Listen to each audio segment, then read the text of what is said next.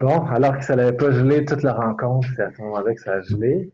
Fait que dans le fond, ce que je disais, bon, pour le journal de consommation, on va en trouver un, on va l'envoyer. Puis sinon, pour la capsule d'aujourd'hui, c'est vraiment pour mettre les bases sur le sujet de la dépendance. C'est assez simple. Il y a les gens qui travaillent déjà en dépendance, vous apprendrez peut-être pas grand-chose, mais on tenait quand même à la faire cette année pour les gens qui ont moins d'expertise en dépendance pour qu'on parle tous un peu le même langage. Donc, j'avais pas de conflit d'intérêt à déclarer. Puis, c'est ça. Donc, on veut vraiment améliorer les connaissances plus de base. On va commencer par classer les substances, connaître leurs effets. Ensuite, voir les sevrages aux différentes substances, voir le diagnostic d'un trouble de l'usage de substances, puis connaître les traitements pharmacologiques des troubles d'usage de substances. Tout ça en un bref survol là, pour l'ensemble des classes de substances psychoactives. Donc, communément, on va classer de cette façon-là les substances-là, donc les dépresseurs, puisque quand on est intoxiqué, ils vont produire une dépression du rythme respiratoire. Les gens, quand ils les utilisent, vont chercher à se calmer davantage. Ils peuvent chercher à diminuer de l'inhibition aussi, là, quand il y a une anxiété, par exemple, une anxiété sociale, mais aussi rechercher une euphorie, là, comme avec toutes les substances psychoactives. Puis, particulièrement avec cette classe-là, ils peuvent rechercher aussi une aide au sommeil. Donc, dans les dépresseurs, on a les opioïdes. Les opioïdes, il y en a plusieurs, comme l'héroïne, aussi tous les médicaments qui sont prescrits comme opioïdes, comme la codéine, la morphine, l'hydromorphone, l'oxycodone, le fentanyl, et aussi les traitements qu'on utilise là, pour le trouble d'usage des opioïdes, comme la buprenorphine et la méthadone. Ensuite, dans les benzodiazépines, ça aussi, il y en a beaucoup. Puis on pourrait même dire qu'il y en a plus que ce que j'ai nommé, puisqu'il y en a souvent des nouveaux là, qui apparaissent sur le marché illicite, qu'on connaît peu, mais qui sont des produits de synthèse avec une action similaire aux benzodiazépines ou de type benzodiazépine. Donc là, il y a les noms génériques, le razépam, par exemple, qui est l'Ativan, ou le clonazépam, qui est le Rivotril. Puis ça, c'est quand même intéressant quand on demande aux patients, as-tu déjà consommé des benzodiazépines? Des fois, c'est pas si clair que ça. Qu'est-ce que c'est un benzodiazépine là, pour une personne? Fait que de donner des exemples les plus fréquents, ça peut vraiment être utile. Donc, les substances volatiles aussi, là, on les classe dans la catégorie des dépresseurs. C'est moins fréquent qu'on les retrouve là, en consommation, comme le protoxyde d'azote, qu'on appelle aussi le gaz hilarant, différents solvants comme des cols ou, ou le nitrite d'alkyle, qui est poppers, qui est plutôt utilisé là, dans le cadre de relations sexuelles. Sinon, on a l'alcool, évidemment, et le GHB aussi, là, qui sont des dépresseurs. Pour les stimulants, à l'inverse, ces substances-là en intoxication vont accélérer l'activité psychomotrice, puis les gens vont rechercher un sentiment de toute puissance, d'énergie, encore une fois de l'euphorie. Euh, Étrangement aussi, on voit quand même plusieurs personnes qui consomment des stimulants puissants pour diminuer de la douleur. Ça a l'air bizarre à dire, mais quand on est en euphorie, on n'a pas vraiment nécessairement mal là, dans ces moments-là. Par contre, après, suite à tout ce qu'on a fait sous l'effet du stimulant, ça fait qu'on aille plus mal. Donc, les amphétamines, on va dire que sont dans la classe des amphétamines les speeds. Quand les gens disent consommer des speeds, c'est souvent différentes choses qu'on retrouve à l'intérieur de ça, mais généralement des amphétamines ou des méthamphétamines et souvent d'autres choses avec lesquelles le comprimé est coupé, là, qui pourrait correspondre à la caféine souvent, mais aussi plein d'autres choses. Là. Euh, Sinon, en fond, le cristalmètre, le méthylphénidate, qui est pas un amphétamine en soi, mais qui est un psychostimulant, donc le Ritalin ou le Concerta, puis différents sels d'amphétamine qu'on retrouve aussi dans les produits comme le Vivance qu'on parlait tout à l'heure. Donc la cocaïne qui est un stimulant également, qui se vend sous forme de poudre. Puis là, à ce moment-là, dans le jargon, on va dire cocaïne quand c'est sous forme de poudre et qu'on l'injecte et qu'on le sniffe. Par contre, on va parler de crack ou de freebase lorsque c'est sous forme solide et qu'on le fume. Ça reste la même substance psychoactive, c'est vraiment la différente façon de l'administrer, puis ça va ressembler à quelque chose de différent. Sinon, les sels de bain, on a différentes substances. C'est des produits aussi qu'on voit moins fréquemment, mais qui sont de puissants stimulants. Puis là, les catégories ne sont pas exclusives, c'est-à-dire que les stimulants peuvent avoir des effets aussi perturbateurs et inversement. Donc, les sels de bain, ça peut être assez intense et provoquer également des symptômes psychotiques là, lorsque c'est utilisé. Sinon, on pourrait parler de la nicotine dans les stimulants, on pourrait parler aussi de la caféine, les boissons énergisantes, etc. Sinon, pour les perturbateurs, donc la kétamine est dans la classe des perturbateurs, est apparentée aussi au PCP dans la même classe. Donc, ces substances-là vont plutôt déformer les perceptions sensorielles en priorité, mais peuvent encore quand même avoir d'autres effets, là, comme le PCP peut être très stimulant aussi, le MDMA également. Sinon, on retrouve dans cette catégorie-là l'acide, le LSD, la psilocybine qu'on retrouve dans les champignons magiques, le cannabis, la salvia, qui est une sorte de sauge qui peut provoquer des hallucinations là, de brève durée. Et je vois dans les commentaires là, pour les noms de rue, en fait, il y a tellement de noms de rue différents, mais moi, un truc que j'ai quand même, c'est l'application de la GRC là, que vous pouvez aller voir pour les noms de rue. Je pense qu'ils la mettent quand même à jour, là. Fait que c'est quand même un bon choix là, pour aller rechercher. Si quelqu'un vous dit un nom, ben, premièrement, vous pouvez lui demander, là, ça correspond à quoi le nom que vous me dites.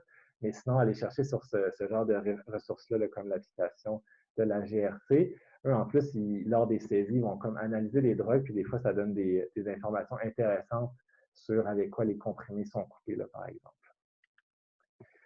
Donc après ça, on parle souvent de quantité, bien que ce n'est pas la chose nécessairement toujours la plus importante à savoir précisément. Ça nous donne quand même une idée de la consommation.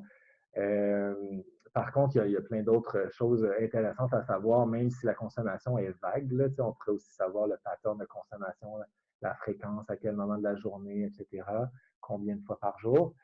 Et quand on parle de quantité, généralement pour l'alcool, on va parler en consommation standard. Ça, vous voyez à quoi ça correspond. Ça peut nous donner quand même des fois une idée là, face à une petite bière versus une grande bière à 10 c'est pas du tout la même chose.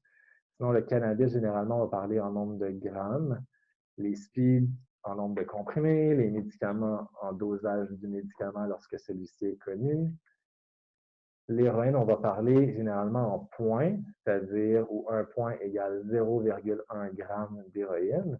On se souvient que ce n'est pas nécessairement fiable, puisque l'héroïne peut être coupée un petit peu ou beaucoup, donc la concentration est très variable, mais comment les gens vont nous informer de leur quantité, c'est de cette façon-là. La cocaïne, on voit la cocaïne en poudre ou le crack en roche. Ils vont nous parler souvent en quart de gramme ou en nombre de roches, qui sont un équivalent aussi d'un quart de gramme par roche. Mais souvent, ils vont dire comme le nombre de quarts, donc 3 quarts par jour, etc.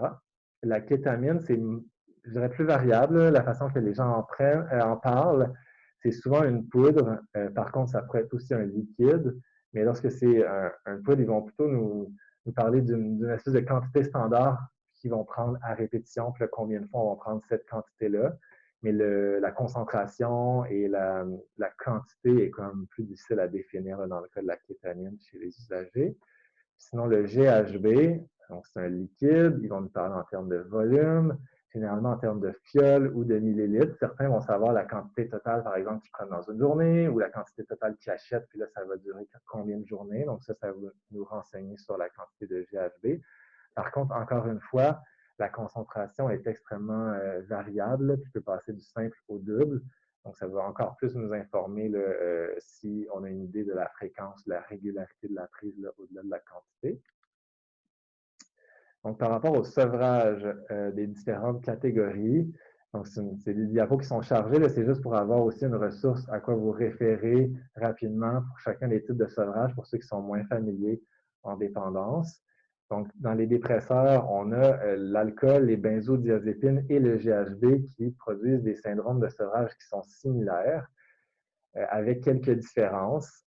Par exemple, dans les risques de complications de sevrage sévère, les benzodiazépines ont un plus grand risque de faire des convulsions, alors que le GHB a un plus grand risque de faire un délirium de sevrage. L'alcool, on pourrait dire qu'il se trouve entre les deux, grosso modo. Et dans tous les cas, on peut retrouver les symptômes là, qui sont listés ici, comme la diaphorèse, les tremblements, les maux de tête, vomir, avoir la diarrhée, de l'anxiété, de l'agitation, de l'insomnie, le cœur qui bat vite, on peut développer des hallucinations, des convulsions, un délirium, et ce sont des sevrages qui, s'ils sont sévères et non traités, peuvent évoluer vers le décès. Donc, des sevrages qui sont vraiment à traiter activement lorsqu'ils sont présents. Le traitement en général de ces sevrages-là, c'est les benzodiazépines selon les symptômes, puis on pourrait faire un décroissant de la quantité de benzodiazépines par la suite. Pour l'alcool, on a aussi un autre traitement là, il y a moins d'évidence, mais qui est de plus en plus utilisé, c'est le gabapentin, même pour le sevrage. Pour les benzodiazépines, il y a peu d'évidence, mais il y a quelques évidences pour l'utilisation aussi de la prégabaline et de la carbamazépine, mais principalement, on s'entend que pour toutes ces substances-là, c'est des benzodiazépines en dose décroissante. Dans les dépresseurs, on a aussi les opioïdes qui ont quand même plusieurs symptômes de sevrage similaires à l'alcool, aux benzodiazépines ou au GHB. Par contre, il y a quand même des symptômes qui en diffèrent, donc des symptômes qui sont vraiment plus spécifiques aux opioïdes, comme la midriase, donc les pupilles qui vont être très grosses, comme la piloérection, les poils vraiment en chair de poule, des bâillements, mais là, on parle vraiment des bâillements répétés. Ce n'est pas subtil. Là, la personne baille sans le vouloir. Donc, ça, c'est des affaires vraiment plus spécifiques. La douleur diffuse est quand même vraiment plus fréquente dans un sevrage d'opioïdes, bien qu'on peut la retrouver là, dans le sevrage de l'alcool ou des benzos ou du GHB également. Le traitement du sevrage d'opioïdes, c'est des opioïdes, donc généralement à longue durée d'action, la buprenorphine ou la méthadone. Ça, c'est important à se rentrer ça dans la tête puisqu'on a beaucoup de patients qui ont comme idée que le sevrage des opioïdes, ça peut être juste arrêter les opioïdes puis avoir un médicament pour mes diarrhées puis un médicament pour mes vomissements. Donc, le sevrage un peu à froid avec la médication pour les symptômes, ça, c'est contre-indiqué. En fait, pourquoi c'est contre-indiqué? Puisque les gens ont tendance à passer au travers du sevrage, OK, mais à rechuter rapidement ou après une période de temps. Et là, le risque de décès par surdose est vraiment grand puisqu'il y a une perte de tolérance assez rapide aux opioïdes là, quand on arrête complètement d'en prendre. Donc, le traitement à froid, si on veut, est contre-indiqué pour les opioïdes, pour cette raison-là. Sinon, oui, c'est ça, on utilise des scores de sevrage là, que vous allez voir passer. Pour l'alcool, on utilise le score de CIWA-AR et pour les opioïdes, le score de COWS. C'est des scores qui nous aident là, à déterminer, par exemple, quand est-ce qu'on va donner un traitement et à évaluer de façon pas totalement objective, mais un petit peu plus standardisée là, les symptômes de sevrage pour ces substances-là. Donc, pour les stimulants, les symptômes de sevrage sont moins dangereux, des fois sont moins impressionnants, mais sont quand même, pour les patients, très intenses. Donc, pour tout ce qui est cocaïne, amphétamine, etc., c'est beaucoup le besoin de dormir, la fatigue, mais aussi des sentiments comme de dépression, pas être capable de rien faire, de ne pas faire d'activité. Qui vient avec ça de l'irritabilité hein, quand on va essayer d'aller voir la personne, d'aller la questionner, mais c'est souvent comme pas un bon moment. Là. La personne va préférer vouloir rester en dessous des couvertures là, plutôt que nous parler. Rapidement, on va avoir des cravings vraiment super intenses là, qui vont arriver, puis des rechutes là, qui sont quand même fréquentes. Il n'y a pas de traitement spécifique. Par contre, là, pour les patients qui seraient très, très, très irritables, des fois, on va utiliser des médicaments là, symptomatiques là, comme des benzodiazépines. Parfois aussi des antipsychotiques à faible dose sont utilisés. Sinon, pour la nicotine, les symptômes de sevrage sont plutôt au niveau de l'insomnie, de l'augmentation de l'appétit, de l'anxiété, de l'irritabilité. Je pense que vous avez déjà tous vu quelqu'un en sevrage de nicotine ou connu quelqu'un. Puis pour ça, on a quand même un traitement là, qui est spécifique, là, donc les thérapies de remplacement à la nicotine, qu'on a tendance à prescrire de façon un peu à la légère, je dirais. Là. Souvent à l'hôpital, on prescrit la même dose, puis la suite. Mais il y a moyen de s'adapter à l'intensité du sevrage de la personne, c'est-à-dire d'adapter nos doses là, de timbre de nicotine qui peuvent parfois être plus qu'un timbre sur la peau du patient à la fois, et aussi les pastilles ou les gommes qu'on peut titrer également là, pour enlever les symptômes de sevrage. Pour les perturbateurs, donc les symptômes de sevrage pour la cannabis, c'est beaucoup de sueur, de la difficulté à dormir, vraiment pas beaucoup d'appétit, des fois des nausées. Il n'y a pas de traitement spécifique pour ça non plus, de reconnu. La kétamine, c'est similaire en termes de symptômes de sevrage, puis il n'y a pas de traitement spécifique non plus. Donc, j'essaie d'aller vite. Pour le diagnostic du trouble de l'usage, dans le fond, je vais passer sur ces affaires-là, mais le diagnostic lui-même, je pense que plusieurs d'entre vous sont familiers, mais on voulait le réviser dans cette capsule-ci. Donc, un usage problématique d'une substance qui conduit à une altération du fonctionnement ou une souffrance et qui est caractérisé par la présence d'au moins deux critères là, au cours d'une période de 12 mois. Ça ne veut pas dire que les critères doivent durer 12 mois, c'est juste que la période qu'on regarde pour faire le diagnostic, c'est les derniers 12 mois.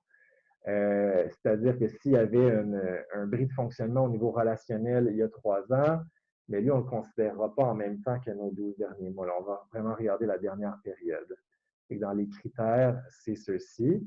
Donc, des quantités plus importantes pendant une période plus prolongée que prévue, un désir persistant ou un effort infructueux pour diminuer ou contrôler la consommation. On passe beaucoup de temps à obtenir la substance, à récupérer des effets de la substance.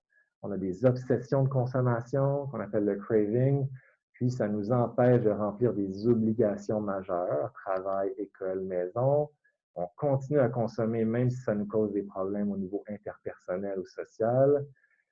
Puis on abandonne des loisirs. Là. Tantôt, on parlait des activités majeures, mais aussi comme le reste de notre vie, là, on abandonne les loisirs ou certaines chances qu'on aurait pu avoir. On continue à consommer même si ça nous met en danger physiquement, par exemple des accidents ou des abus qu'on aurait vécu là, en lien avec la consommation. Puis, on poursuit même si on sait qu'on a un problème psychologique ou physique causé par la substance. Un exemple, c'est la cirrhose alcoolique, mais là, on continue à consommer de l'alcool, même si on a le diagnostic, ça pourrait être un critère. Ensuite, les critères de tolérance, c'est-à-dire pour avoir un même effet, on doit augmenter les quantités, ou si on reste à la même quantité, l'effet va diminuer. Le critère de sevrage, donc à l'arrêt, on a des symptômes. Là. Puis, on va classer ça en sévérité, léger, moyen et grave selon le nombre de critères. Puis, on peut associer d'autres termes là, comme la rémission. La rémission qui est l'absence de critères et non l'absence de consommation. Donc, l'absence de critères, sauf le craving qui peut être présent pendant une période entre 3 et 12 mois là, pour précoce ou plus de 12 mois pour prolonger.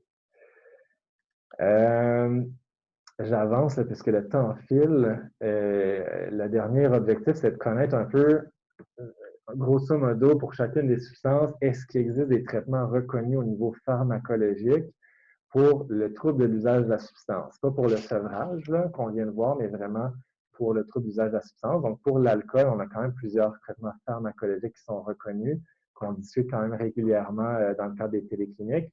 La naltrexone, la camprosate, le gabapentin, le topiramate qui a moins de données, mais qui est moins utilisé aussi, mais qui a quelques études. Le disulfiram qui est de moins en moins utilisé, c'est l'antabuse qu'on appelait, et le baclofen qui a des résultats contradictoires. Il y a un guide de pratique là, qui date de 2018 de l'American Psychiatric Association où on peut rechercher à l'intérieur puis trouver quand même des informations super intéressantes sur le traitement pharmacologique là, sur l'usage de l'alcool. Puis même, c'est juste pharmacologique ce guide de pratique-là. Là. C'est bon à garder dans vos favoris. Sinon, pour les benzodiazépines, il n'y a pas de traitement spécifique. C'est vraiment comme un sevrage lent. On peut associer la psychothérapie cognitivo-comportementale et parfois du prégabalin, de l'Lyrica ou de la carbamazépine. Il y a quelques études là, sur leur utilisation. Pour le GHB, il n'y a pas de traitement spécifique là, pour prévenir la rechute. Pour les opioïdes, on a donc la buprenorphine qui est dans le Suboxone ou la méthadone. On a maintenant d'autres choix de traitement aussi comme la morphine 24 heures qu'on appelle le Cadian ou encore l'héroïne ou l'hydromorphone injectable dans le cadre de traitements vraiment spécialisés qu'on n'a pas encore au Québec, mais qui est un traitement qui va ouvrir à Montréal incessamment.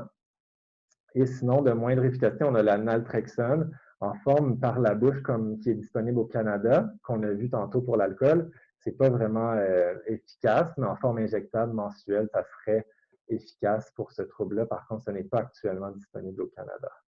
Il y a un guide de pratique canadien dans ce cas-ci qui a été produit aussi en 2018, qui est à consulter, là, qui a tous les algorithmes de traitement pour le trouble de l'usage des opioïdes. Pour ce qui est des amphétamines, il n'y a pas de traitement spécifique reconnu. Pour la kétamine, ça ne veut pas dire qu'il n'y a pas d'études. Beaucoup de ces substances-là, il y a beaucoup d'études, mais les résultats sont comme un peu contradictoires. On n'est pas capable de formuler vraiment des recommandations. Pour la cocaïne, il y a très peu d'évidence pour le topiramate et pour le remplacement avec des amphétamines aussi. La nicotine, par contre, on a la thérapie de remplacement à la nicotine, la varenicline, qui est le Chantix, ou le bupropion. Pour la kétamine et le cannabis, actuellement, il n'y a pas de traitement spécifique. Quand je dis qu'il n'y a pas de traitement spécifique, comme je dis, c'est qu'on ne peut pas faire une recommandation formelle, mais ça ne veut pas dire qu'il n'y a jamais rien qu'on peut essayer. Fait qu'on va parler de différentes stratégies, mais il n'y a rien concrètement qu'on dit à chaque fois qu'on a ce trouble de l'usage-là, on devrait tenter telle molécule. Voilà.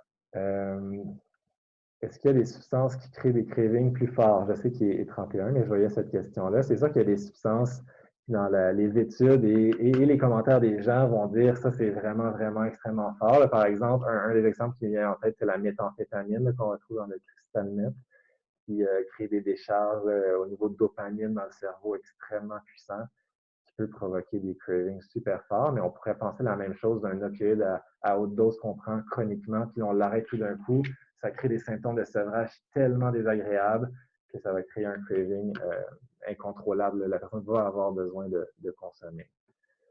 On pourrait s'en parler très longtemps là, de cette question-là. Puis sinon, je ne sais pas si on doit quitter, là, il y avait une autre question, mais utilisez-vous la quétiapine dans le sevrage du THC? Mais utiliser des antipsychotiques dans le sevrage du THC, ça peut aider puisque ça répond au niveau symptomatique à plusieurs des symptômes de sevrage, comme par exemple l'insomnie, la diminution de l'appétit, la nausée. Fait que oui, des fois, on utilise des antipsychotiques comme la quétiapine dans le sevrage du THC. C'est bon? Je te laisse le mot.